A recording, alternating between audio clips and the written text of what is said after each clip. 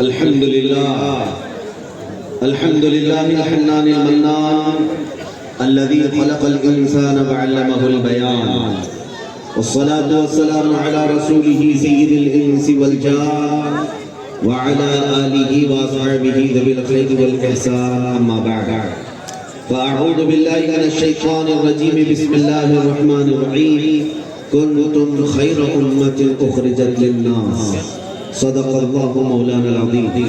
بارگاہ رسالت معاذ صلی اللہ علیہ وسلم میں درود پاک کا ہدیہ پیش کریں۔ اللہم صلی علی سیدنا محمد معدن الجود والکرم وآلہ واصحابہ الکرام وابنہ الکریم وبارک وسلم صلاة دائمة سرمدا ابدا۔ عزیزان گرامی وقار، بھدوئی کے غیور مسلمانوں، دن کے اس تپتے ہوئے وقت اور سورج کی چلچلاہٹ کے باوجود آپ تمام حضرات اس پنڈال میں جمع ہیں، اس میدان میں جمع ہیں۔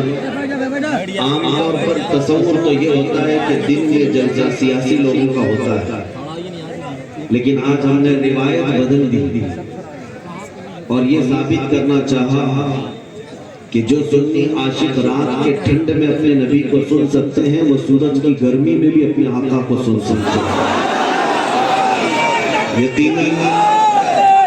یقیناً ہمارے جذبوں کے امتحانات ہوتے رہیں گے، لیکن اللہ آپ کو ہر امتحان میں کامیابی عطا کرتا ہے۔ تو یہ باد مخالف سے نہ گھبرا ہے عقاب، یہ آتی ہے تجھے اونچا اڑانے کے لیے۔ عقاب ایک پرندہ ہے، بہت اوپر ہوتا ہے، لیکن کبھی کبھی سستی کر کے نیچے آ جاتا ہے۔ اس کی اڑان تو بہت اوپر ہے، لیکن سستی اور کاہلی سے نیچے آ جاتا ہے، تو بہت تیز آندھیاں چلنا شروع ہو جاتی ہیں۔ جب آندھیاں آتی ہیں تو اس کی پھر سانس گھٹنے لگتی، واپس پھر اپنے مقام پر جاتا ہے، اوپر چل جاتا ہے، اڑنے لگتا ہے۔ اسی کو اقبال نے کہا، یہ ادھر ادھر سے مخالف سمت سے آنے والی ہواؤں سے نہ گھبرا ہے عقاب، یہ جب کبھی آتی ہیں آندھیاں تجھے اونچا اڑانے کے لیے۔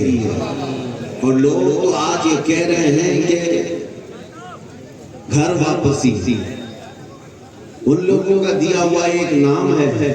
میں کہتا ہوں سچ بات ہے، مسلمان جس گھر کو چھوڑ کر ادھر ادھر گیا ہے، اللہ کرے اسے گھر واپسی دے دے،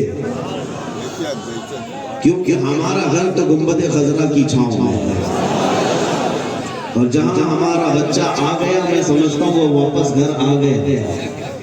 عزیزان گرامی، ایک ہی بات ہے، اتنا بڑا مجمع، ہر دن میں خطاب کر رہا ہوں، ہر دن میں لوگوں سے مخاطب ہوں، دیکھ رہا ہوں، لیکن کہیں پر بھی جذبے میں کمی نظر نہیں آئی۔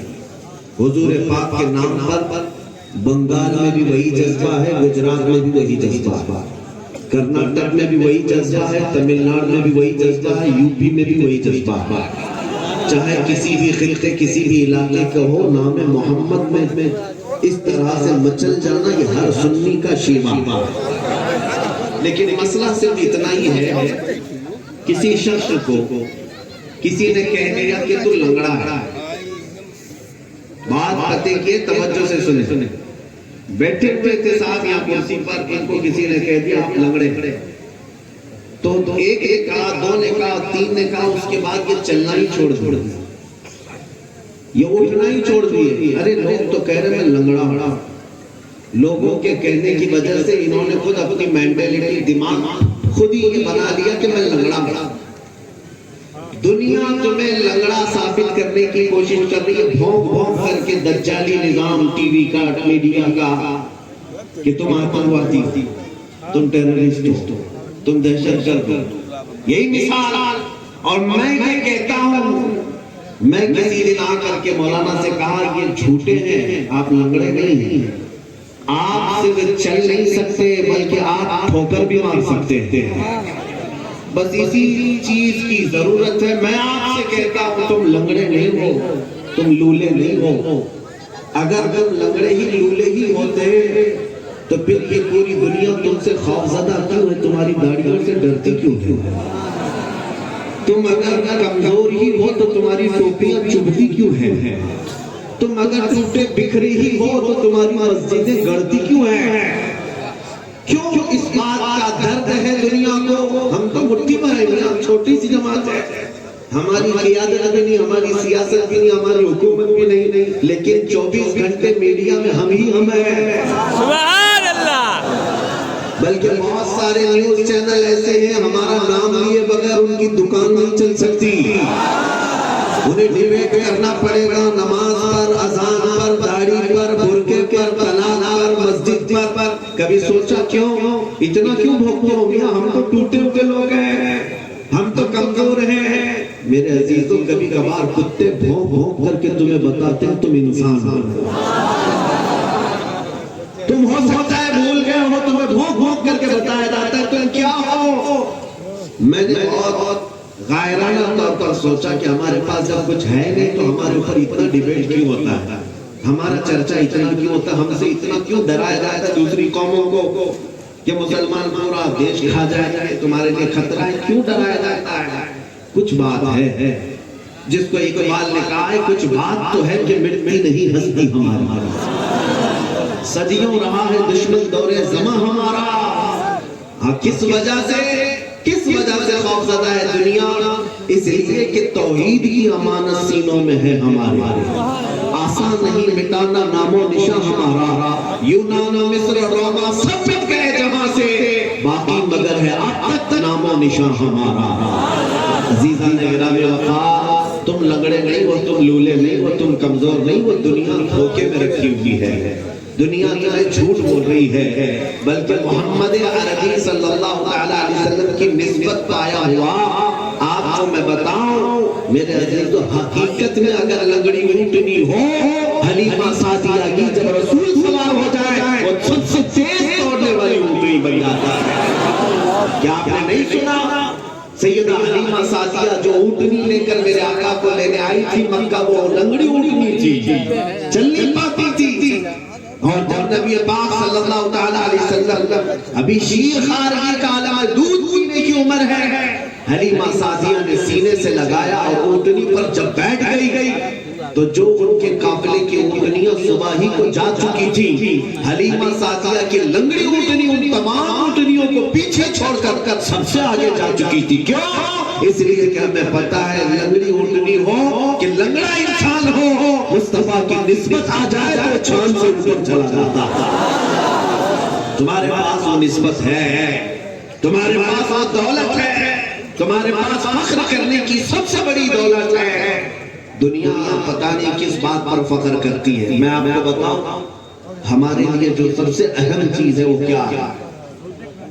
سچ کہا اقبال نے، یہ ہماری ناامیدیاں، ہماری احساس کمتری ہمیں لے ڈوب رہی ہے، اور کچھ لوگ بار بار تمہیں یہ ہماری کچھ لوگ ہیں وہ کہتے ہیں کہ تم سب بکھرے ہوئے ہو، ٹوٹے ہوئے، کچھ کر نہیں سکتے۔ نہیں، میں نا امید نہیں کرتا اپنی قوم کو، مجھے پتا ہے کہ یہ سب چیزیں لٹ جائیں لیکن سینوں میں جو عشق مصطفیٰ ہے وہ آج بھی روشن ہے، آج بھی روشن ہے، اور یہی اصل دولت ہے۔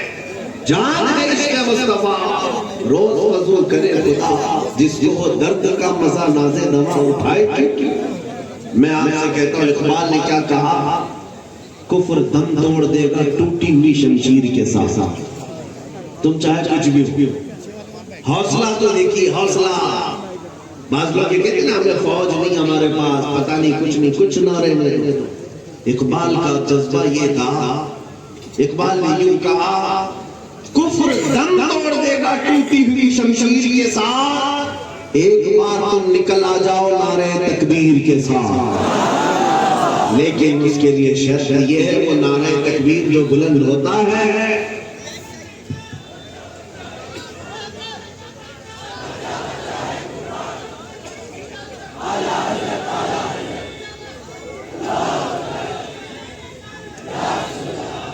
میرے عزیزوں، یہ نعرے کوئی رسم و رواج نہیں ہے، نعرے رسم و رواج نہیں ہے، یہی نعرے ہیں بہتوں کے خیخ ہلائے ہوئے۔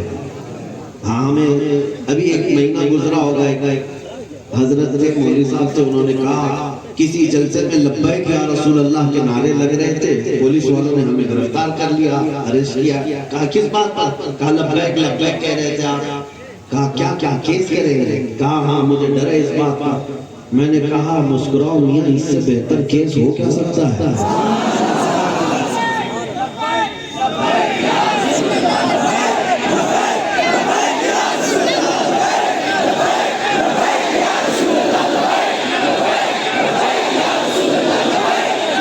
یہی وہ فطرت ہے میرے عزیزو، یہی وہ فطرت ہے. اسلام کی فطرت میں قدرت نے وہ لچک دی ہے، جتنا ہی دباؤ گے اتنا ہی وہ ابھرے ہوئے. اب یہ نعرہ جو لبیک کا لگتا ہے صبح قیامت تک ٹھنڈا نہیں ہو سکتا، اس لیے کہ یہ کسی کے باپ کا نعرہ نہیں ہے، یہ تاجدار کائنات کو پکارا جاتا ہے. اور جب جب گنبد خضرا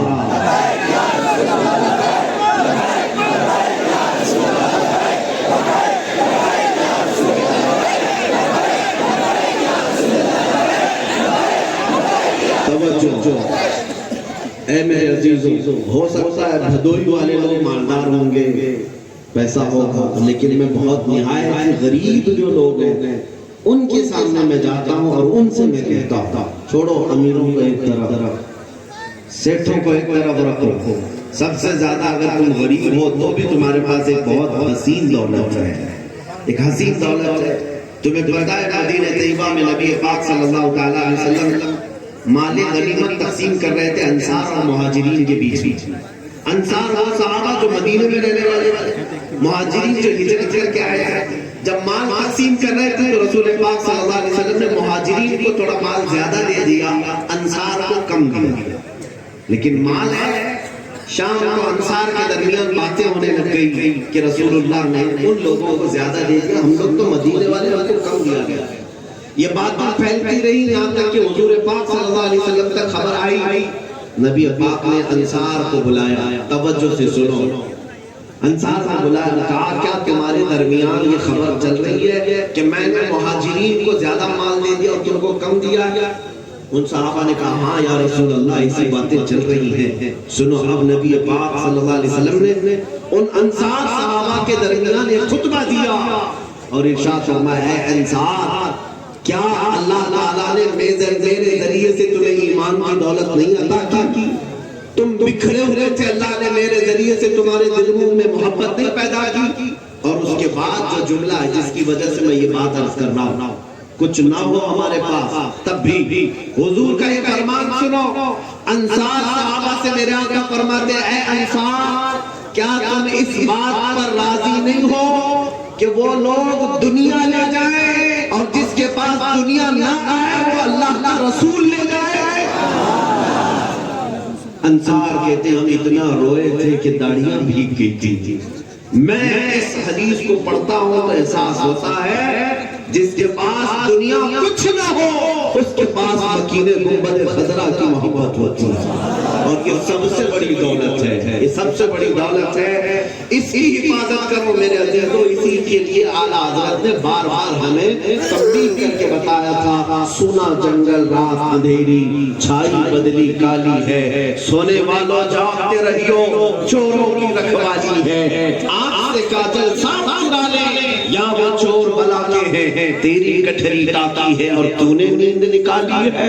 اعلیٰ حضرت نے کس کے لیے کہا ہے آنکھ سے کاجل چرانے والے چور ہیں؟ کبھی سنا کسی کی آنکھ کا کاجل چرایا جاتا ہے؟ پولیس تھانے میں جا کر پوچھیں کیا کوئی کیس ایسا رجسٹر ہوا صاحب آپ کے پاس کہ کسی چور نے کسی کی آنکھوں کا کاجل چرایا؟ وہ بھی کہہ کے پاکٹ مار تو آئے ہیں، بہت سارے گھر چرائے ہوئے چور تھے، لیکن کاجل کیوں چراتا ہے؟ اعلیٰ اللہ فرماتے ہیں تمہاری آنکھوں سے کاجل چرا لیں گے ایسے چور ہیں. میرے عزیزوں، کاجل سے مراد وہ ڈبیا کا کاجل نہیں ہے، بلکہ ایک مومن کی آنکھوں کا کاجل عشق مصطفیٰ ہوا کرتا ہے، محبت مصطفیٰ ہے. اور یہ چرانے والے چور موجود ہیں، وہ کبھی داڑیوں میں، کبھی ٹوپیوں میں، کبھی جبوں میں بھی ہوں گے. اس لیے اگر بچانا ہے تو اپنی آنکھوں کا کاجل عشق مصطفیٰ کو ہمیشہ محفوظ رکھو، ہمیشہ محفوظ رکھو. اور جوانوں سے میں اکثر یہ کہتا ہوں، لٹ جائے ہر چیز چھوڑ دو لیکن دامن مصطفیٰ چھوٹنے نہ پائے. اس لیے کہ صحابہ کا یہی تو نعرہ تھا. ایک خاتون مدینے کی دوڑی دوڑی احد کی طرف جا رہی تھی. کسی نے خاتون سے کہا اے خاتون تمہارے شوہر شہید ہو گئے ہیں. انا للہ پڑا وہ آگے بڑھتی گئی. پھر کوئی آیا اور کہا خاتون تمہارا بیٹا بھی شہید ہو گیا. ایک ہی جنگ میں شوہر بھی شہید, بیٹا بھی شہید. تیسرا آیا کہا تمہارا بھائی شہید ہو گیا. وہ انا للہ پڑی اور آگے بڑھ گئی. پھر کسی نے کہا تمہارا بھائی بھی شہید ہوا, باپ بھی شہید ہوا. ایک عورت کے 4 رشتے سب سے اہم ہوتے ہیں, بیٹا, بھائی, شوہر, باپ. اس عورت کے, اس خاتون کے 4 رشتے ایک جنگ میں شہید ہو گئے. ہر کوئی جب یہ خبر دے رہا تھا, کلیجہ ہونا چاہیے برداشت کرنے کا, ہمت ہونی چاہیے, طاقت ہونی چاہیے اپنے گھر کے عزیزوں کی رخصتی کی. عزیزان گرامی, اس خاتون نے جھلا کر پوچھا آنے والوں سے, اے لوگوں سب میرے گھر والوں کی موت کی ہی خبر دے رہے ہو, ذرا یہ تو بتاؤ اللہ کا رسول سلامت ہے یا نہیں؟ سبحان اللہ سبحان اللہ. اللہ کا رسول سلامت ہے یا نہیں؟ آنے والے کسی صحابی نے کہا اے خاتون مدینہ اللہ کے رسول سلامت ہیں, وہ خیریت سے ہیں, وہ عافیت سے ہیں. تب وہ خاتون مدینہ اپنا آنچل باہر کرتی ہے اور کہتی ہے اگر میرا چاند سلامت میں پوری کائنات سلامت ہے. یا رسول اللہ کل مصیبت بعدک جلل. وہ صحابہ کا نعرہ تھا اے اللہ کے رسول اگر آپ ہیں تو پھر ہر مصیبت ہلکی ہے, ہر مصیبت چھوٹی ہے. اس لیے میں کہتا ہوں اے نوجوانوں, آج دنیا تمہیں ڈرا رہی ہے, دھمکا رہی ہے, ہر طرح سے تمہیں قدموں کو ڈگمگانے کی کوشش کر رہی ہے, کسی طرف پھسل جاؤ. کبھی تمہیں موب لنچنگ کے واقعات دکھا کر کے, کبھی میڈیا پر بھونک بھونک کر کے, کبھی کسی مولوی کی گردن کاٹ کر کے تمہیں ڈرایا جائے کہ تم اسلام سے دور ہو جاؤ, تم محمد کہنا چھوڑ دو. یہ حالات کیوں بنائے جا رہے ہیں؟ ڈرانے کے لیے, دھمکانے کے لیے. لیکن جو سچا مسلمان ہے وہ صحابہ کے نقش قدم پر چلتا ہے. ان کا یہی نعرہ ہوتا ہے لوگ جو جان مانگو تو جان دے دے, جو مال مانگو تو مال دے دے, مگر یہ ہم سے کبھی نہ ہوگا نبی کا جاہو جلال دے دے. یہ صحابہ کا نعرہ تھا. اسی نعرے پر زندہ رہو میرے عزیزوں, اسی نعرے پر زندہ رہو. اگر کوئی تمہیں کہیں کتوں کے جھنڈ میں پھنسا دیا جائے, تمہاری بوٹی بوٹی کر دی جائے تو صبر کر لینا, اس لیے کہ دنیا کی اذیت تھوڑی سی ہے. اگر ظالموں کے ظلم سے جان چلی بھی جائے کوئی فرق نہیں پڑتا, ادھر آنکھ بند ہو گیا ادھر چہرے مصطفیٰ کا دیدار. نعرہ تکبیر, نعرہ رسالت, نعرہ حضرت, نعرہ تکبیر, نعرہ رسالت. سچ بچاؤ, نبی پاک صلی اللہ تعالیٰ علیہ وسلم سے سچی محبت ہے یا نہیں؟ حضور کو دیکھنا چاہتے ہیں کہ نہیں دیکھنا چاہتے؟ وہ کائنات کا سب سے حسین چہرہ, سب سے حسین چہرہ. کون نہیں دیکھنا چاہتا؟ کون نہیں دیکھنا چاہتا؟ صحابہ سے پوچھو چہرہ تھا کیسے؟ حضرت جابر بن سمرہ کہتے ہیں 14ویں کی چاندنی رات تھی, میں باہر نکلا, میں باہر کھڑا تھا, اچانک رسول پاک صلی اللہ علیہ وسلم سرخ جبہ پہنے اپنے گھر سے باہر تشریف لائے. حضرت جابر کہتے ہیں 14ویں کا چاند تھا اور ایک طرف حضور تھے. میں کبھی ادھر دیکھتا, کبھی ادھر دیکھتا, کبھی ادھر دیکھتا, کبھی ادھر دیکھتا. میں سوچ رہا تھا کہ میں کس کو کہوں, یہ زیادہ خوبصورت ہے یا وہ خوبصورت ہے. حضرت جابر کہتے ہیں آخر میں پھر میرے دل نے پکار کر کہا جس کو شاعر نے کہا ہے چاند سے تشبیہ دینا یہ بھی کیا انصاف ہے, چاند سے تشبیہ دینا یہ بھی کیا انصاف ہے. چاند میں تو داغ ہے, حضور کا چہرہ صاف. یہ صحابہ تھے جنہوں نے حسن مصطفیٰ کو دیکھا ہے, وہ تڑپ جاتے تھے, مچل جاتے تھے. ہم سب کو تمنا ہے یا نہیں؟ صحابہ کہتے جب حضور انجمن میں بیٹھتے تو ایسا لگتا جیسے پورے گلشن میں ایک گلاب کھلا ہوا.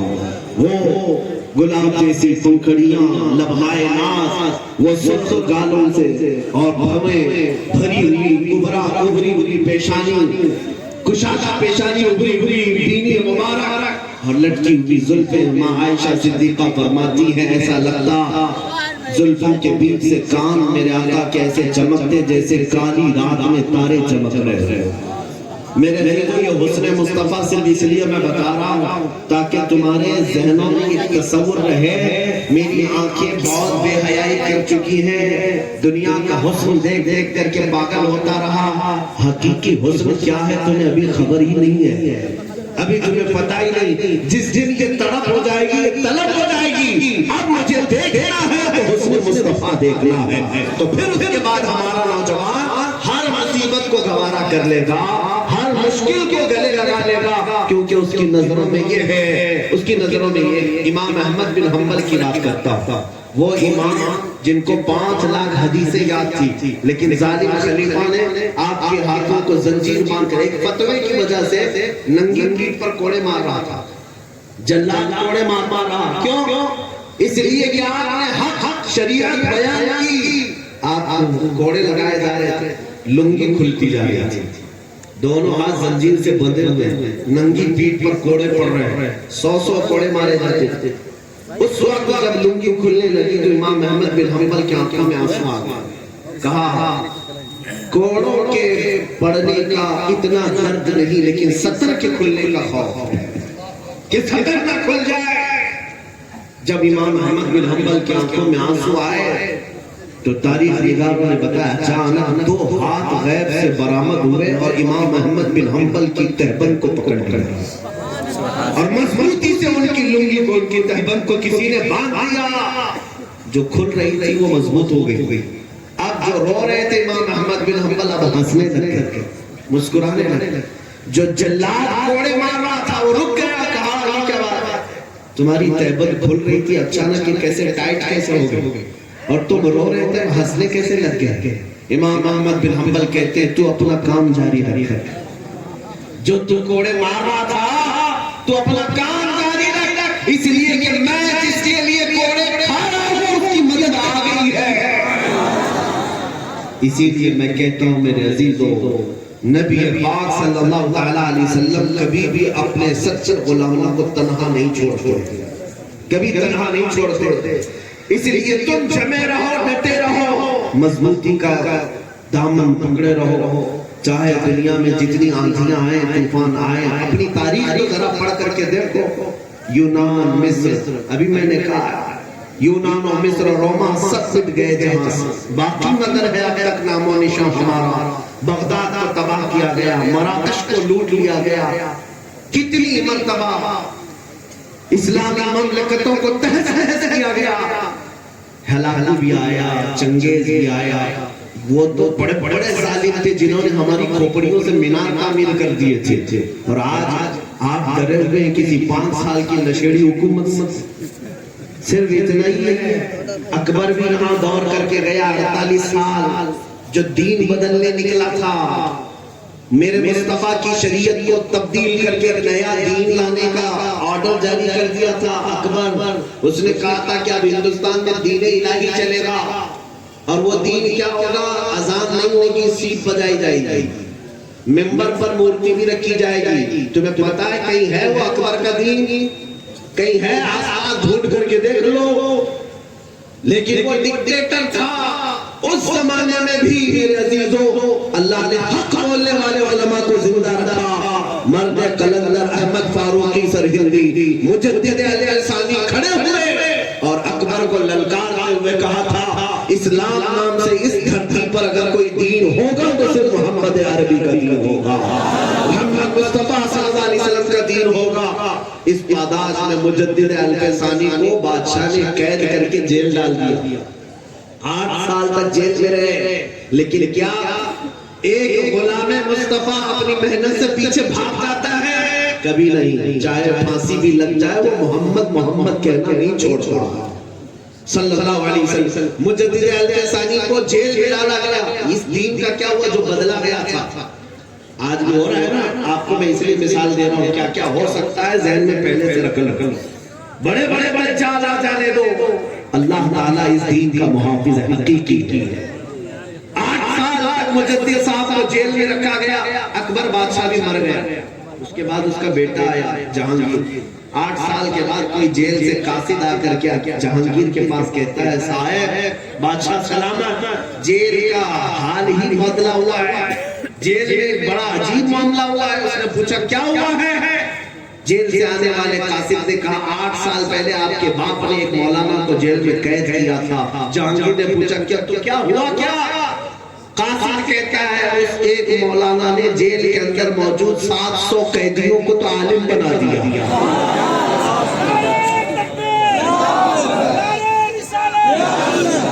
जेल में रखा गया था और 700 कैदियों को आलिम बना दिया। वहाँ नमाज भी जमात से हो रही है, कुरान भी पढ़ा जा रहा है, हदीस भी, तफसीर भी, सब कुछ चल रहा है। आने वाला कहता है वो जाकर देखे तो ऐसा लगता है वो जेल नहीं गुंबद खजरा की छांव में बैठे उठे। यही मेरे नबी के गुलाम की पहचान है। उसे जिस जगह आजमाया जाएगा वो अपने नबी का परचम लहराना कभी नहीं छोड़ेगा। आज भी मैं आपसे कहता हूँ घबराओ मत, न घबराओ मुसलमानों, अभी खुदा की शान बाकी है, अभी कुरान जिंदा है और इस्लाम बाकी है। कोई किसी भी तरह से आ जाए, कोई बाबा आ जाए, कोई जंगली आ जाए, कुछ भी आ जाए, लेकिन इतनी बात याद रखो, कुछ देर की खामोशी है फिर शोर आएगा। कुछ देर की खामोशी है फिर शोर आएगा। आज कुत्तों का वक्त है, कल हमारा दौर आएगा। इंशाअल्लाह अज़ीज़, इंशाअल्लाह अज़ीज़।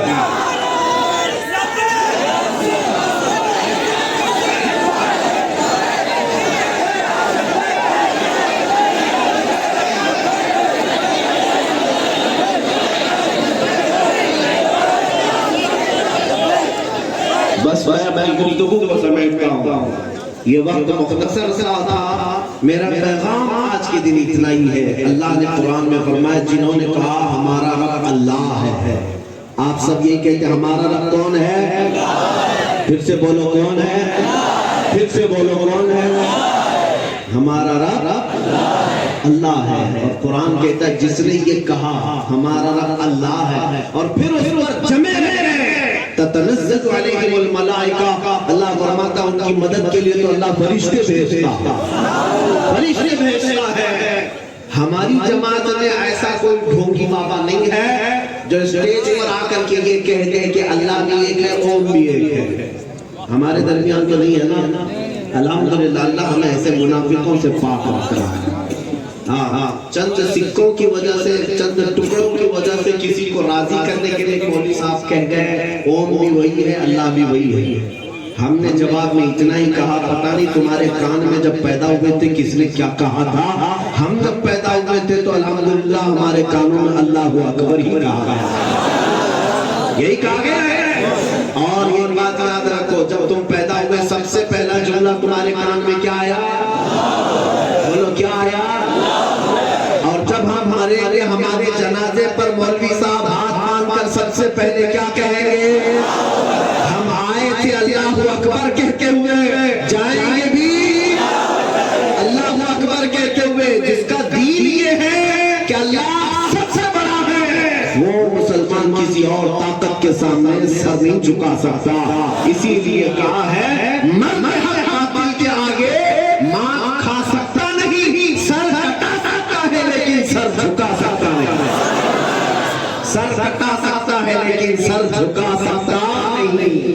इस बात को याद रखो और इसी इस्तिक़लाल के लिए मैं दर्स देता हूँ। जमे रहो, डटे रहो, तुम्हारा दीन सच्चा है, तुम्हारा रसूल सच्चा है, तुम्हारी किताब सच्ची है, तुम्हारा खुदा सच्चा है। यकीन है मेरा खुदा सच्चा है, मेरी किताब कुरान सच्ची है, मेरा रसूल, मेरा इस्लाम। जिसका सब सच्चा है वो सर झुका कर नहीं, सर उठा कर जीती है। इसीलिए शहीद टीपू सुल्तान ने बहुत अच्छा जुमला कहा था, गीदड़ की 100 साला जिंदगी से शेर की एक दिन की जिंदगी बेहतर है। जियो तो अलग ऐलान हक का नारा लगाते हुए जियो, और जब मरना है तो उन्हें भी मरना है, हमें भी मरना है। हाँ, मौत उनके लिए हादसा होगी जिसके बाद जन्नत ही जन्नत है। मोमिन के लिए मौत हादसा नहीं है, मोमिन के लिए मौत तो तोहफा है। इधर आंख बंद करेगा उधर मेरे मुस्तफा की ज़ियारत होगी।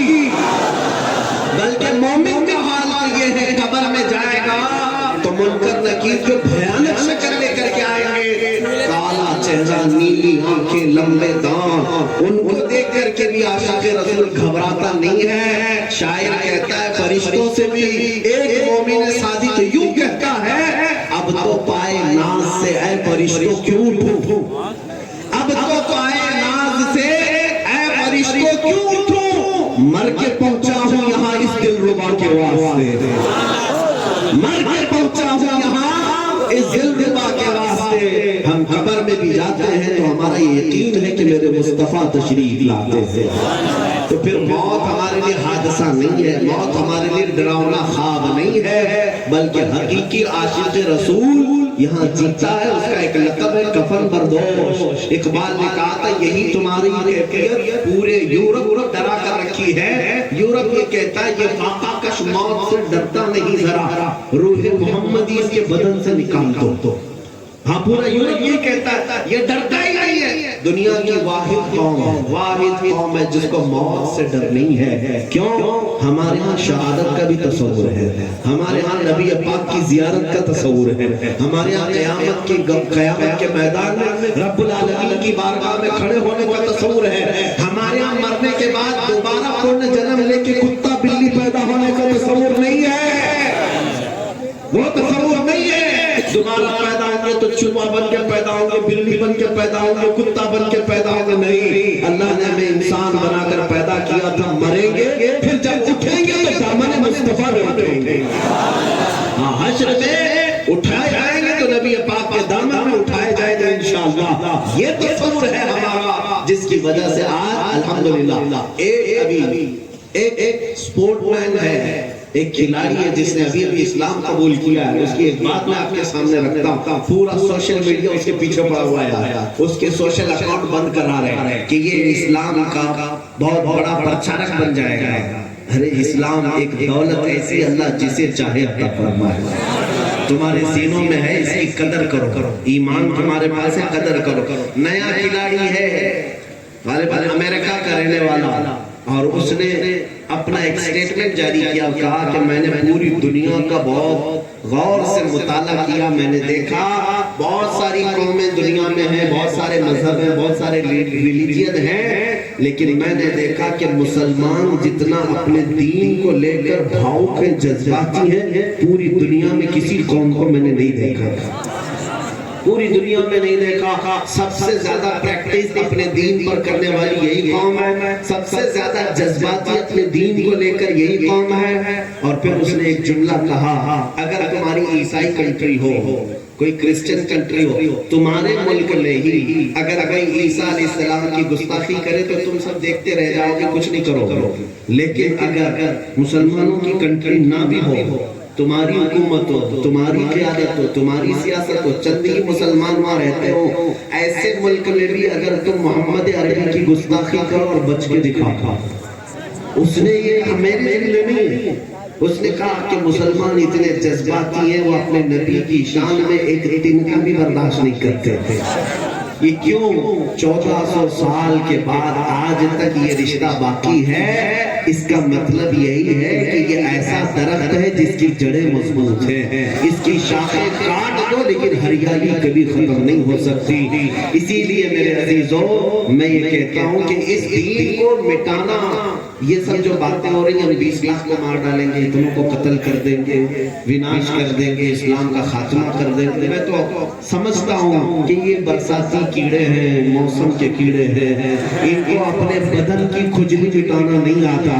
इस्लाम मिटाने की बात करते हैं, मिट गए मिटते हैं, मिट जाएंगे आगा तेरे, या रसूल अल्लाह, न मिटा है न मिटेगा कभी, रहेगा यूं ही इनका चर्चा रहेगा, पड़े खाक हो जाए जल जाने वाले। हमें बरेली वाले इमाम ने यही सिखाया है, खाक हो जाए अदू जल कर, मगर हम तो रज़ा, दम में जब तक दम है जिक्र उनका सुनाते जाए, दम में जब तक दम है जिक्र उनका सुनाते जाएंगे। अजीज़ान गिरामी आपका यही मेरा पैगाम था। नबी पाक सल्लल्लाहु तआला अलैहि वसल्लम की मोहब्बत में कोई समझौता नहीं होगा। पानी ना हो जी लेंगे, खाना ना हो जी लेंगे, कपड़े ना हो जी लेंगे, घर ना हो जी लेंगे, सड़क ना हो जी लेंगे, लेकिन बगैर मुस्तफा की इज्जत के एक आन भी जीना نہیں گوارا ہوگا. یہی اپنے بچوں کو بھی درس دو کہ ہم اس بات پر سمجھوتا نہیں کرتے. کئی ڈپارٹمنٹ والے ہم سے یہی کہتے ہیں.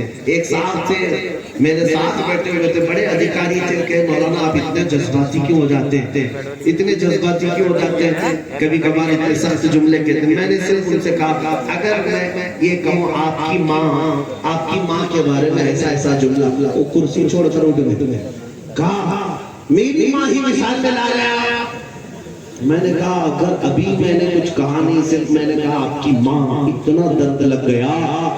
اور آپ کو کیا لگتا ہے مسلمان اپنے نبی سے اپنی ماں کی طرح پیار کرتا ہے؟ کروڑوں ماں سے زیادہ اپنے نبی سے محبت کرتا ہے.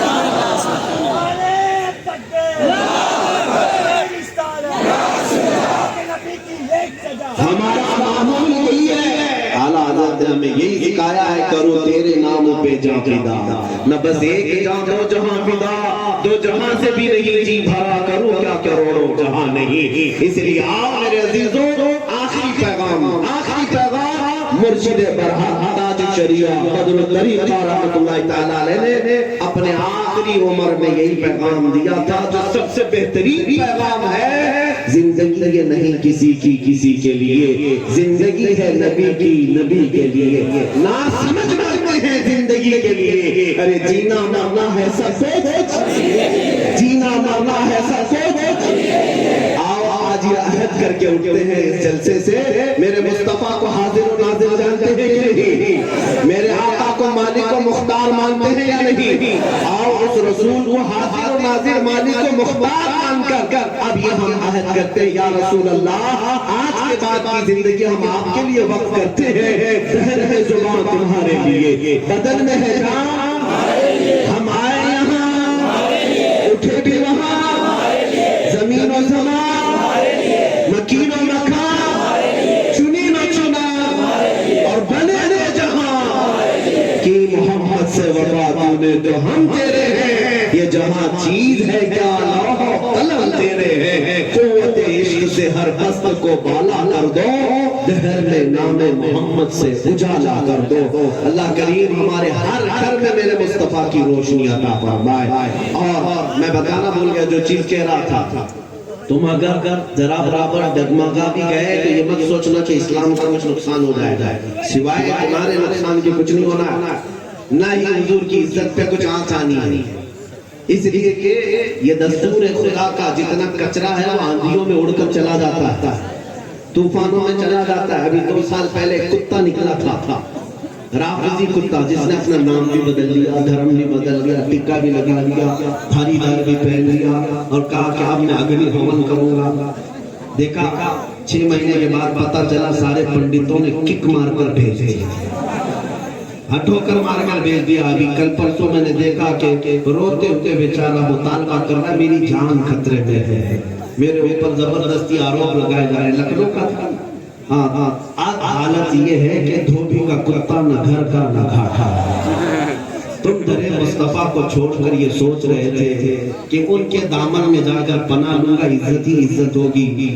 ظالموں, تم نے ابھی ذلت دیکھی کیا ہے, یہ دنیا ہے, ابھی آخرت میں دیکھنا باقی ہے, آخرت میں دیکھنا باقی ہے. میرے امام بریلی کے تاجدار نے 100 سال پہلے یہ کہا تھا, یا رسول اللہ جو تیرے در سے یار پھرتے ہیں, جو تیرے در سے یار پھرتے ہیں, در بدر یوں ہی خار پھرتے ہیں. ہم نے ان کی ذلت کو دیکھا ہے, جو میرے مصطفیٰ کو چھوڑا در در کی ٹھوکریں کھاتا ہے. اس لیے ہمارا مسلک کیا ہے, ہم بارگاہ مصطفیٰ میں یوں کہتے ہیں, کسی کی جے وجے کیوں پکارے کیا غرض ہم کو, کسی کی جے وجے کیوں پکارے کیا غرض ہم کو. ہمیں کافی ہے سید اپنا نعرہ یا رسول اللہ, ہمیں کافی ہے سید اپنا نعرہ یا رسول اللہ. تیرے ٹکڑوں پہ پلے غیر ٹھوکر کر رہا, جھڑجھڑیاں کھائیں کہاں چھوڑ کے صدقہ تیرا.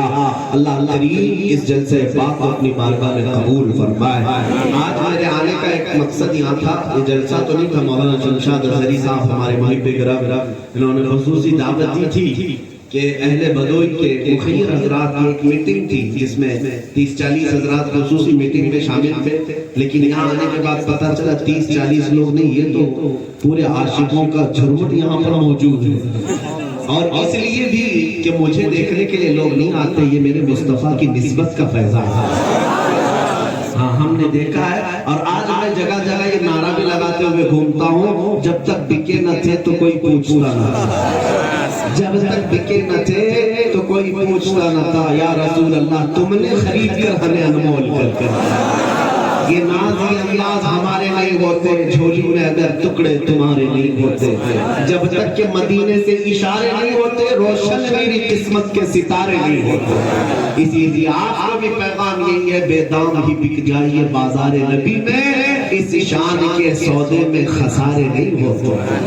آج میں آیا تھا تو یہ جلسے کو مخاطب کرنے کا ایسا کوئی میرا ارادہ نہیں تھا، نہ ہی مجھے پتا تھا اتنا بڑا جلسہ ہونا، ایک میٹنگ ہونی تھی، اور وہ میٹنگ خاص طور پر میں آپ کے سامنے یہاں وہاں نہ ہو سکی، اس لیے میں یہاں آپ کے سامنے عرض کر رہا ہوں کہ آج ضرورت اس بات کی، جیسے آپ مفتی احتشام صاحب سے بھی سن رہے تھے، ہمارے جلسوں میں لاکھوں کا تو ہم خرچ کر جاتے ہیں، ایک رات کا خرچہ کہیں 10 لاکھ کہیں 15 لاکھ، کسی جلسے میں 5 لاکھ سے کم کا جلسہ ہے۔ بہار میں تو میں گیا، بہار والوں نے کہا سال بھر میں 4000 جلسے ہوتے ہیں اور ہر جلسے کا خرچ 5 لاکھ سے کم نہیں ہوتا، حساب لگایا گیا تو تقریباً 2000 کروڑ کے آس پاس سال میں خرچہ ہوتا ہے مسلمانوں کا جلسوں میں۔ لیکن حیرت کی بات یہ ہے کہ پورے ایک اسٹیٹ میں ایک مسلمانوں کی یونیورسٹی نے، ایک ادارہ نے جلسہ کرنے کی، میں مخالفت نہیں کرتا، ہونا تو چاہیے، لیکن اب تو آن لائن سارا سسٹم آپ کے ہاتھ میں آ چکا، ہماری تقریریں ہر گھر پہ سن بھی رہے ہیں،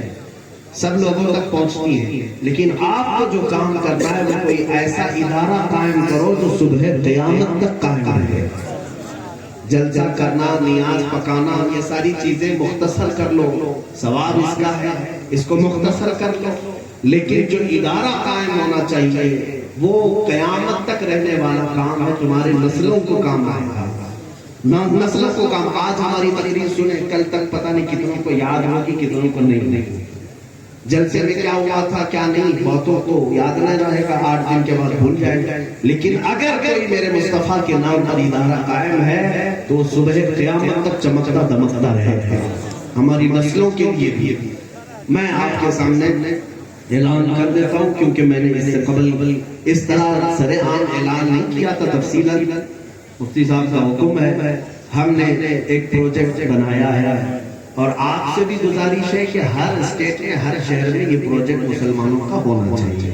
ہمارا پروجیکٹ ممبئی کے قریب ایک بہت بڑی زمین پر ایک دارالامان نام سے سینٹر، جس میں ایک ادارہ ایسا ہے جو دارالعلوم ہے، لیکن اسکول کی تعلیم کے ساتھ پہلی جماعت سے لے کر 10ویں جماعت تک اسکول میں جیسے لڑکا پڑھتا ہے، بچہ پڑھتا ہے، ہمارے پاس پہلی جماعت سے 10ویں پڑھنے تک وہ انشاءاللہ عالم بھی ساتھ بنے گا، اس کو عالم بھی بنایا جائے اور اسکول کی تعلیم بھی دی جائے، حافظ قرآن بھی بنے اور اس کے بعد 12ویں بھی پاس کر لیں۔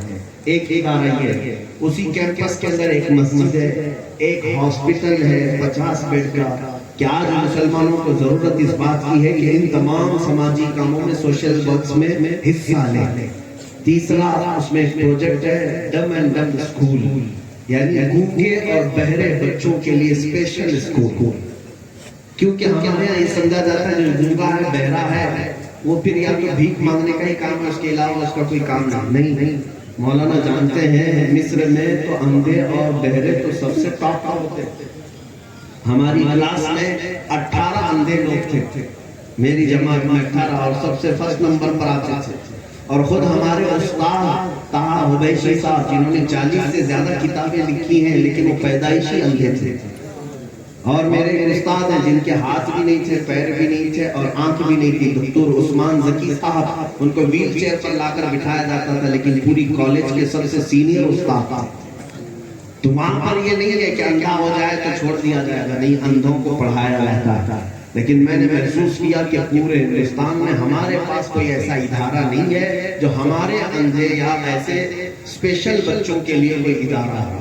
ہوتا ہے دوسروں کے پاس ہوگا، لیکن ہمارے سنیوں کے پاس ادارہ نہیں. اس کا پروجیکٹ ہم نے شروع کیا. اور ایک اس میں ریہاب سینٹر، ریہابلیٹیشن سینٹر. اس کا کام کیا ہے؟ ایک ایسی عمارت ہے جو چاروں طرف سے بند ہوگی. جو نوجوان نشہ میں ایڈکٹ ہو چکے، چھوڑتے نہیں ہیں نشہ، اور چھوڑنا چاہتے ہیں، ان کے گھروں والے نوجوانوں کو لا کر ہمارے پاس چھوڑ دیں. 6 مہینے سال بھر کے اندر ان کو وہاں ایسی تربیت اور ایسی دوائیاں رکھی گئی کہ وہ تمام نشہ کی عادتوں سے باز آ کر ایک صالح مسلمان بن کر باہر نکلے. اور یہ سبحان اللہ، سبحان اللہ. موجود نہیں. کرسچن لوگ چلاتے ہیں اور بھی دوسرے مذاہب والوں کے پاس ہے ریہاب سینٹر، لیکن سنیوں کے پاس اس ادارے کی کمی ہے. میں اس کا احترام. اور ایک اس کے اندر، اسی کیمپس کے اندر ایک اولڈ ایج ہاؤس ہے. اولڈ ایج ہاؤس کا مطلب سینئر سٹیزن، بوڑھے لوگوں کے رہنے کی جگہ. حالانکہ اسلام میں ایسا کوئی کانسیپٹ نہیں ہے کہ بوڑھے لوگوں کے لیے کوئی ایک دھرم شالہ بنایا جائے. ہے یہاں پر بہت سارے، لیکن اس سوچ کی وجہ یہ ہے کہ کچھ ناہنجار اولاد ایسی ہے جو اپنے ماں باپ کو چھوڑ دی، اور ان کے ماں باپ آوارہ بھٹکتے رہتے. کبھی وہ آشرم میں چلے گئے، کہیں جا کر پناہ لے لی.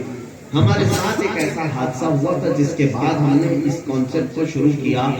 ممبئی شہر میں ہی ایک علاقے میں ایک بوڑھے میاں ایک بلڈنگ کے نیچے رہتے تھے، بیمار ہو گئے. تو لوگوں نے کہا کہ ان کو کون دیکھتا ہے، کوئی ہے نہیں. اور بہت زیادہ بڑھاپا اور کمزوری بیماری آئی.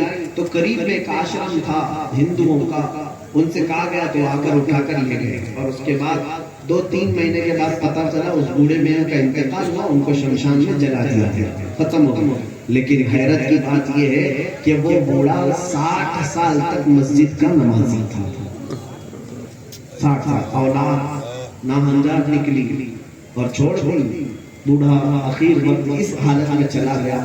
تو ہم نے یہ سوچا کہ ہمارے لیے ایسا کوئی ادارہ کیوں نہیں ہے کہ جہاں ایسے چھوڑے ہوئے لوگوں کو بھی ہم پرورش کر سکیں اور ان کے آخری اوقات ہم سکون و اطمینان کے ساتھ اور اسلامی ماحول میں گزارنے کا انہیں موقع کیوں نہ دیں. اس طرح کی ایک عمارت کا کانسیپٹ وہاں پر ہے، اور ایک آڈیٹوریم، ڈائننگ ہال، اور پھر ایک آرٹس اینڈ کامرس کالج، جس میں انشاءاللہ العزیز ہمارا طالب علم ڈگری کرے گا، گریجویٹ ہوگا تو انشاءاللہ وہ مکمل فضیلت تک کی تعلیم حاصل کر کے نکلے گا. یہ ایک کانسیپٹ ہے یہ دارالامان کا. میں اسی کانسیپٹ کو یہاں کے اہل خیر حضرات کے ساتھ رکھنے کے لیے آیا تھا. یہ تو بڑے کروڑوں کا پروجیکٹ ہے، 8 بلڈنگیں ہیں اس میں ساری چیزیں، لیکن میں آپ کے سامنے اس لیے بھی عرض کر رہا ہوں کہ یہ ہمارا اکیلا نہیں ہونا چاہیے، بلکہ ہندوستان کے ہر شہر میں ایسا سینٹر قائم ہو، ہر شہر میں ایسا مرکز قائم ہو، تاکہ کل آنے والی نسلیں آپ کے ان کاموں پر فخر کر سکے کہ ہمارے باپ داداؤں نے ہمیں کھانے پینے کو ہی نہیں رکھا بلکہ ہمارے روح کی ترقی کے لیے بھی ادارے چھوڑ کر کے گئے ہیں. اللہ کریم ہم سب کے مقاصد میں کامیابی عطا فرمائے اور آپ سب کی دینی خدمات میں بھی اللہ تعالیٰ قبولیت تام عطا فرمائے. وآخر دعوانا الحمدللہ رب العالمین. السلام علیکم.